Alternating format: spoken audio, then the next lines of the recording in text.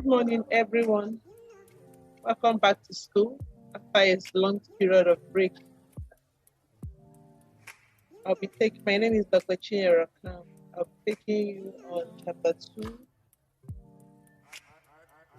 study skills, chapter 2 of our use of English. Please, we have to change. How do we improve in these areas of weakness? We have to study hard, make your timetable, study hard, arrange for tutorials, look for people in your class who you know very well that are very, very, very serious with their studies and form a study group. We say also how to get rid of bad study habits. First of all, read at the speed at which you speak. Not when you bring a book, you just say, this course was intro. No. But when you want to tell, you come here. The way you talk, at speed at which you speak, read at that speed. You don't have all the time. The 4 years or the 5 years or 6 years you have to stay in this university, they are not just for reading. There are times you go to church. There are times you sleep. The semester has a duration. So you have to read and keep up with your daily activities. Read at the speed at which you speak. Don't lazy it around. Just be pointing and pointing. No, read because you have a limit, a time limit. Don't point at words. You didn't as if you are my grandmother. This course was introduced. No, read at the speed at which you speak. Don't move your lips with words when you are reading.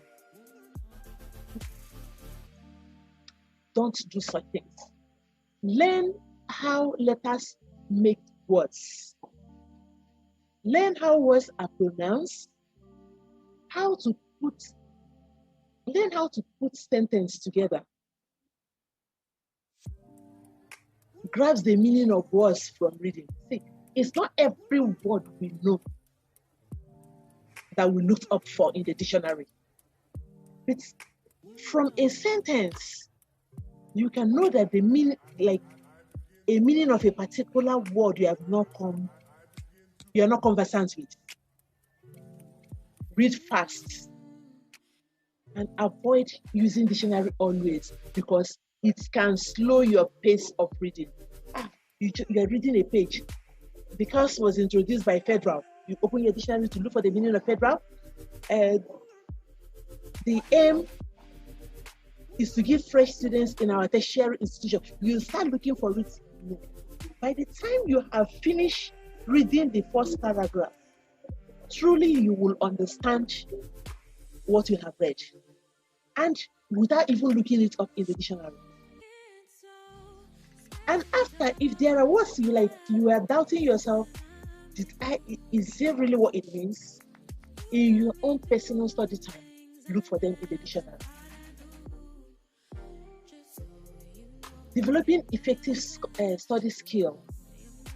Know that study skills have to be learned and developed and projected through practice.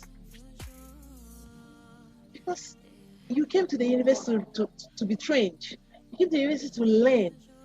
So everything, if you knew it, you wouldn't come. But the thing is that that is what you have come to do. So you have to learn study skill. You can do it, yes. You will see people, very slow people who don't even do well in school, when they come to the university, they are, they start picking up in very high speed. Yes, we have to, because they are developing effective study or reading skill. You have to learn it. So don't say, he went to a better school. He graduated from campus. He graduated from Loyola Jesus. Whatever skill she has acquired there, when you come to the university, you have to learn them, you have to develop, you have to project them through practice. And you need a conducive environment. Just like we have just said, A conducive is, but yeah, if your hostel is so rowdy, leave the hostel. There are classes where you can read. There are spaces where you can read, but don't, especially those of you that like the night, don't um, involve yourself. Don't just involve yourself reading with boys in a very dark places or even anywhere at night. That doesn't mean you cannot read in the night. In the night when others are sleeping, I personally, when I was living in the hostel, I can sit up at night to read. Even if they want the light switched off, I can use my torch to read. All of you that have very good phones, you can use those torch to read. Then in the afternoons, you can go outside to read in the library, the state library, or you use the libraries in your department, or even in the central library in the school. You can. You need a study timetable and plan method. If I have to, and the course you don't you find it so difficult, make sure you give more time to that course. Not that you leave others, but give much time to that particular course because you need all the courses to have that degree you get to read. And you have to have a strategy for note taking. When you are in class and the lecturer is teaching, don't copy verbatim whatever she's saying. Note take. And let me tell you the truth. Some students are fond of, okay, let me record it, later I will play it. Note take. Tomorrow now, your battery can run down. You're not taking this battery. Your notes battery will not run that because it doesn't have battery. It doesn't need a support system for you to open it and reach. Please have study groups. These are the ways to develop effective study skill. Map out study plan and time. Okay, every Saturday after my laundry, this is where I will read. Then this is the time I must read. Please eliminate procrastination. Okay, I couldn't do it today. I will do it tomorrow. Tomorrow another thing will come up. If you keep procrastinating, your lecturer's time is, you cannot hold the time. Your lecturer's time is clicking, your school timetable is clicking. Your procrastination cannot stop exam from holding. Okay, developing effective study skills. We have study methods. We pointed out 3 study methods here, but we are going to focus on the one that I've listed here as our goals. We have the first one, the PQRST, review, question, read, summarize, and test. The OK4R, overview, key points, read, recall, reflect, and review. Then the survey, study, read, speed read, decide, review, and reflect. But the greatest of all times, our goals, is the Q, the SQ3R, the survey, question, the read, recall, and review. Why survey? It implies that the student goes through the study task for general impression before you embark on intensive reading. Go through first before you start picking up specifics. Question, as you are going through the work, the passage, the chapter, there are questions that come through the mind concerning the chapter.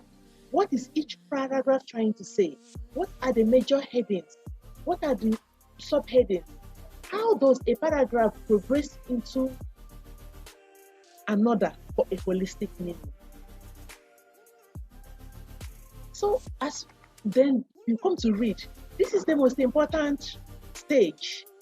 When you read, you obtain ideas. The ideas the chapter is trying to communicate. As you read, you jot down things. Jot down ideas, both the ones you understand and the ones you think you don't understand, but you want to understand them. Jot, summarize the ideas, comprehend them. You know what is called to comprehend? Store them in your memory so that you can recall them, you can bring them out from your brain. You have a memory bank. When your phone is going down, you put your memory bank. You store your money inside the bank. The head has a bank where you store what you have read. The ideas you have, you recall them. That's the place of comprehension. The ability to recall what you have read. What motivated you to come to the university is highly tested here. Because if you cannot recall what you have read, what you have been taught, know that you are still yet to tell yourself the truth.